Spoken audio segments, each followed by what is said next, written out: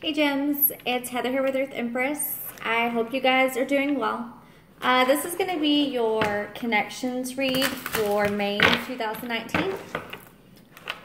Please keep in mind, guys, it is a general read. So with that being said, it's not going to resonate for absolutely every Gemini out there. It's going to be for Sun, Moon, Rising, Venus, and Jupiter in Gem. And guys, if it doesn't seem to resonate, don't try to make things fit. It might not be a message for you.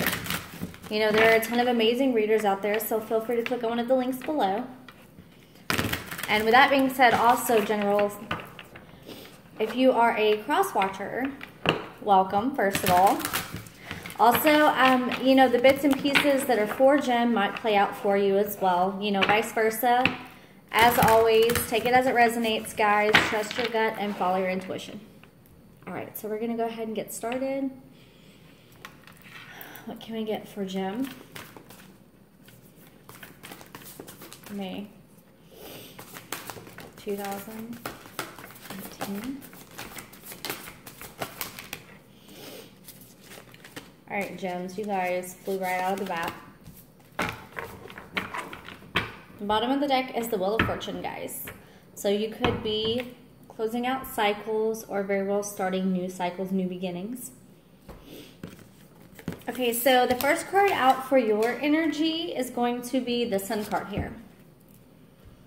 So maybe right now, some of you guys are experiencing a lot of fulfillment, a lot of joy, a lot of contentment, a lot of happiness, good time, celebration, and feeling youthful, feeling invigorated. Maybe going into the spring season has kind of inspired you and uplifted you somewhat. You could very well be connecting with the Leo as well, because the Sun card is the card of Leo. And I get Aryan energies off of it also because it's a very powerful masculine type of energy as well. So we have the Five of Cups here.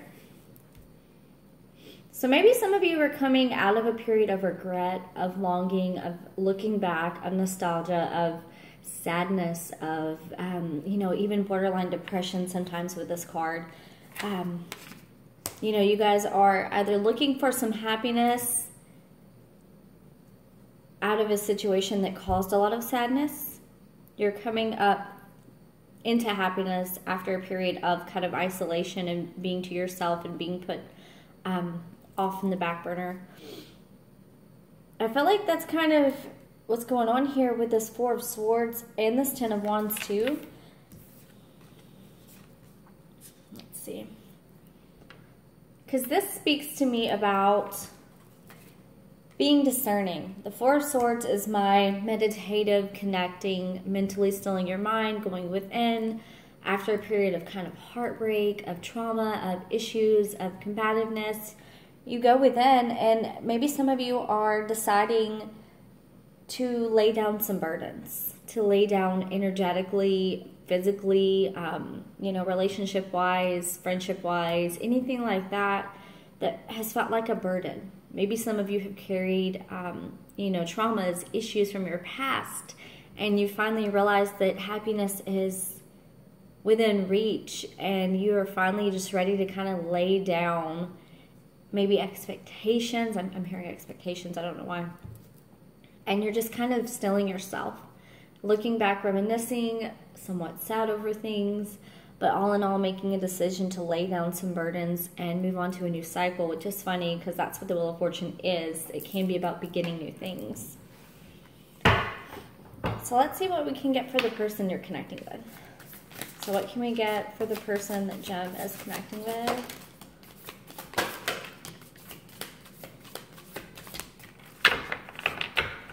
At the bottom of the deck, we have the Two of Swords. So maybe they're in a period where they are having to make some very tough choices, kind of a head of a heart matter. We have the Three of Cups here, which is a card of celebration, of communion, of friendship, of going out, enjoying life, doing things that kind of spark joy, ignite some fires inside of you. You just fulfill you. Then we have the High Priestess here. This is someone that's getting in tune with their spiritual side, their intuition. Maybe they're celebrating the fact that they're becoming more aware. They're becoming more intuitively aware, spiritually aware. Maybe they're awakening a bit. They're opening up more. Let's see. What else can we get for the person that Jem is connecting with here?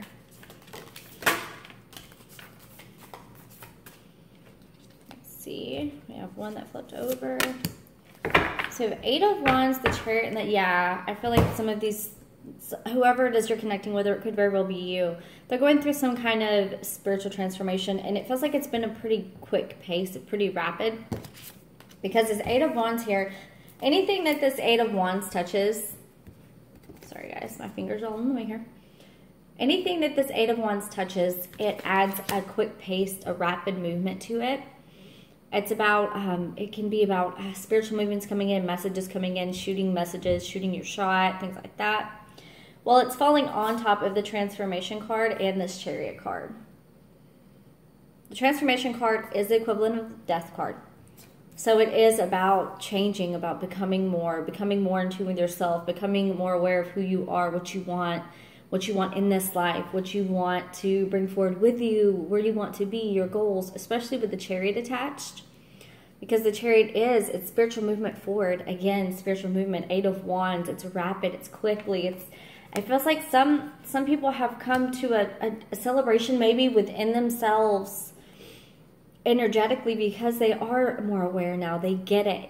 It's like a light bulb went off, and they finally get it, and they're transforming and they're healing. And it's a part of their destiny, because the Chariot card here definitely speaks about spiritual movement heading forward towards your destiny.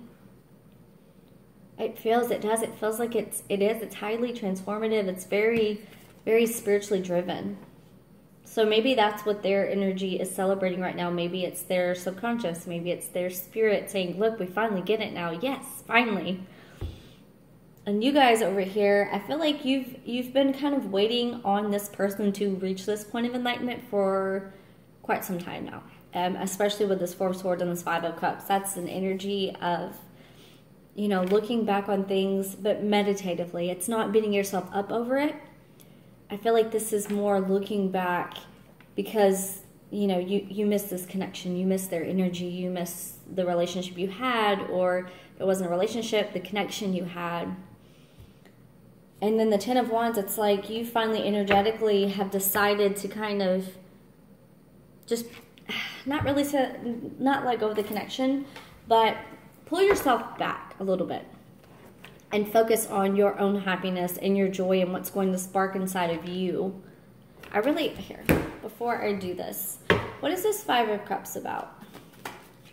On Jem's side, what is this 5 of Cups about? What is this 5 of Cups about, Spirit? Yeah. I feel like you guys are kind of keeping an eye on them, maybe checking social media, things like that. And then you'll have the 4 of Swords at the bottom on this one too. So definitely sitting back, pulling back energetically. Yeah. On the 5 of Cups, clarifying it, I got the Page of Swords and the 8 of Swords.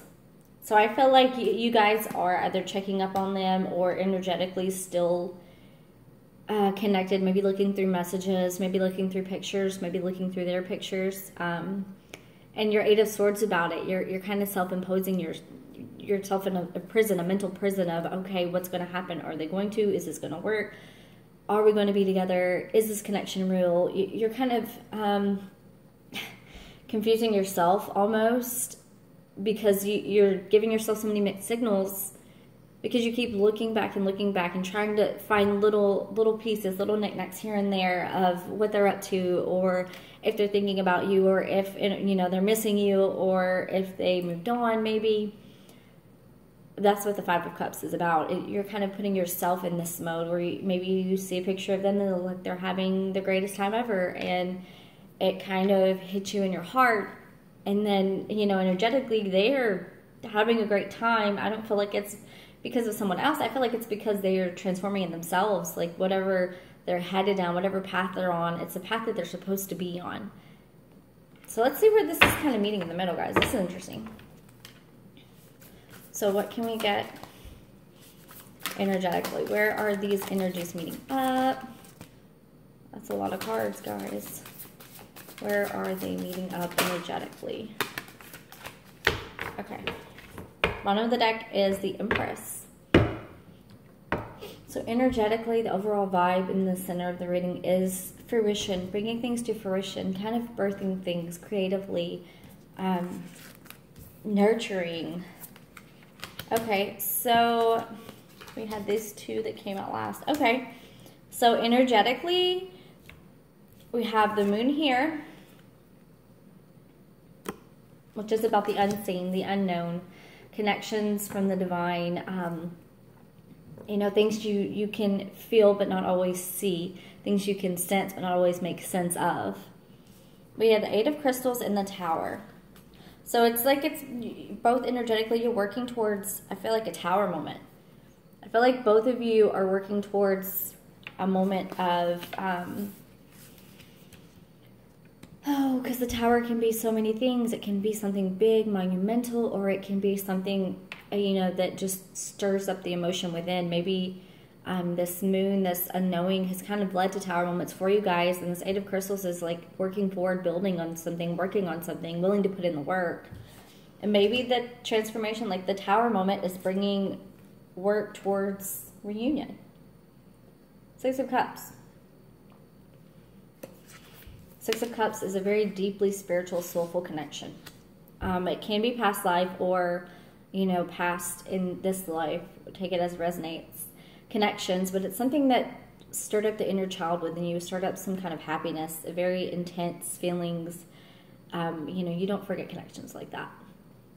And then you have the Ace of Swords here. So you guys are both energetically also wanting some clarity, some truth, some communication, something to come in order to kind of push this reunion forward, push this moment forward. You know, maybe both of you are working on a period of clarity. Maybe you knew, maybe energetically, you know, you both are trying to come together, maybe in 5D, not necessarily just 3D, 5D, to speak some truths to each other. Maybe you're having dreams about them. Maybe you're seeing synchronicities. Maybe they're having dreams about you. Maybe energetically you just have an inner knowing that this connection is going to move forward, that it is going to be brought back together. And with the moon in the tower too, it feels like some truths coming out are going to shake it up. So maybe, you know, feelings are going to come out that weren't really spoken before, because the moon, to me, it's the unknown, but it's usually a lot to do with feelings and emotions and energies versus, you know, physical things. I mean, it could be, but it feels very energetically and spiritually like it's feelings, it's emotions. Yeah, and then Tower moment comes in, and then you have the Eight of Cups, the Eight of Pentacles in the Six of Cups. That's literally working and building, and the Six of Cups is that soulful relationship, that give and take, that mutual flowing, that fulfillment within each other. And then the Ace of Swords, so some kind of clarity, some kind of truth. Y'all are wanting it to come in. With the Chariot here, I feel like they're going to be heading your direction. I just don't know if it's going to happen while you're receptive. Because the Chariot here, if I can show you guys, because I always notice how they play together. If you can see, the Chariot's coming towards her, and it's like she's focused elsewhere. So maybe that's like the key, is to focus on your spiritual aspects, your spiritual side, your own happiness. And the more you focus that way outward and not inward, and stew and think about this connection and worry about this, you know, it's easier said than done, but the less you worry about these things and focus on your happiness and your joy, the more you energetically kind of shift things for them, I feel, and serve that fast-paced movement. Yeah, because the Chariot it's headed in that direction. The Eight of Wands is pushing it forward in that direction. It's pushing forward towards the Six of Cups in the center. And then this Four of Swords energy here. So the more you meditate and get at peace with yourself and happy within yourself and lay down the burdens, because it's not your job to heal someone or to make someone see something. A lot of people out there, empaths, healers, yes, we're given gifts, we're given, you know, special abilities to help people, 100% agree. But you can't help people who don't want to help themselves. And if someone's not ready to change, then you can't force them to change, and you can't magically change them.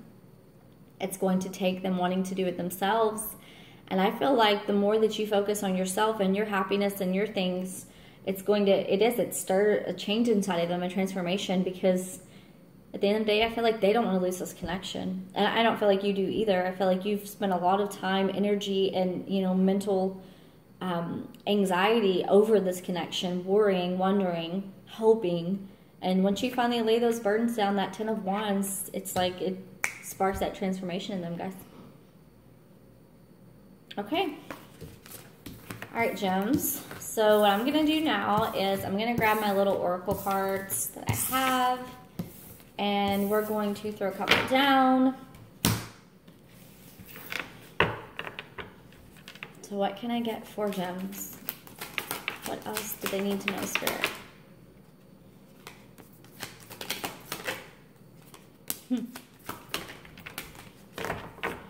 Yeah. And then opportunities at the bottom. So opportunity speaks about things coming in that sometimes have been a long time coming, which is awesome. So we have the sacral chakra here and the fear. So maybe some of you need to work, chakra-wise on your sacral chakras. Maybe do some kind of healing, some kind of cleansing, get more in tune with it as well. The fear card here, and you have slow down also, which is the very last card that came out. The fear card here represents, between these two to me, it's like you have a blockage. It's a blockage for you because Spirit's telling you to slow down, to kind of still your mind, to be still, to go within. And I think a lot of you, there's fear there. Maybe there's triggers that have come up and it's triggered fear inside of you. Maybe you've been healing more rapidly than usual, and it has triggered anxieties or issues, fears, worries, whatever you want to call it. And the advice here that they're giving you is that there is no fear. Do not fear. Just still your mind. Slow down.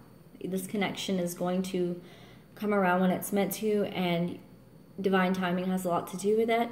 Pushing things forward can honestly push them away further. I love that. All right, so what animal spirit can we get for you guys?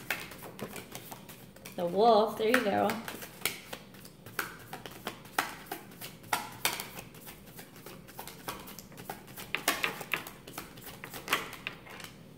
Okay. Oh, wow, yeah. I was just talking about fear. Okay. So the first card out was the wolf. The wolf is a very masculine energy, but it is also very family-oriented, someone that is incredibly protective, if not overprotective sometimes, of those they love and care about.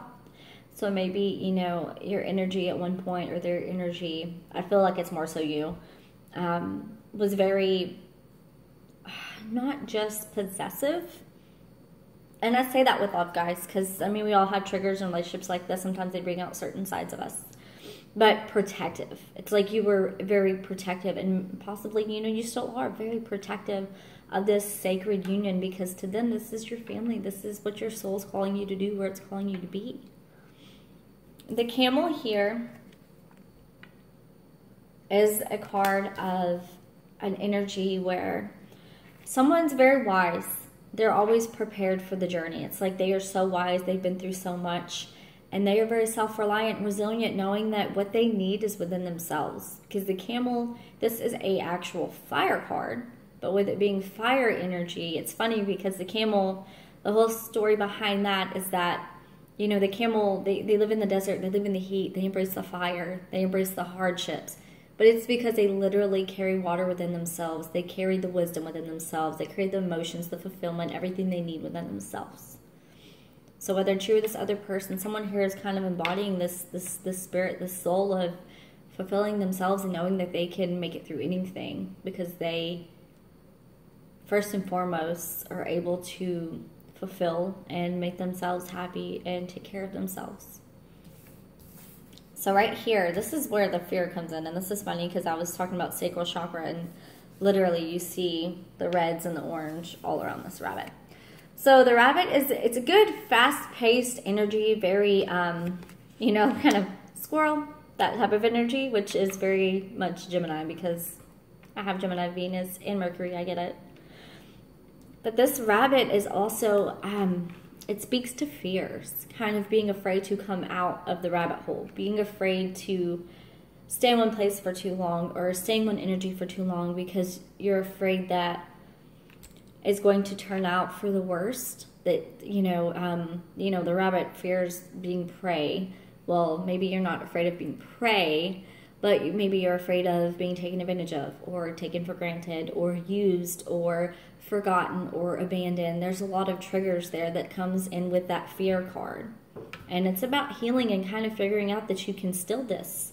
And it's funny because right next to it's the beaver, and the beaver just kind of trudges along all hunky-dory, happy, just trying to build things for their future, just focused on their family and commitments and relationships and building something, a nest, a fortress for, you know, the ones they love. They're working on this foundation and they do it happily. You know, they're not always the quickest card, but bit by bit it gets built. So whether it's you or this other person, energetically, it's like building for the future, building for the family, the life, the connections, the house, the home, everything that you want. It's building and working towards the 10 of Pentacles. All right, guys, I'm going to grab one of my universal cards, see what we can get for them, and then we'll be wrapping up your reading.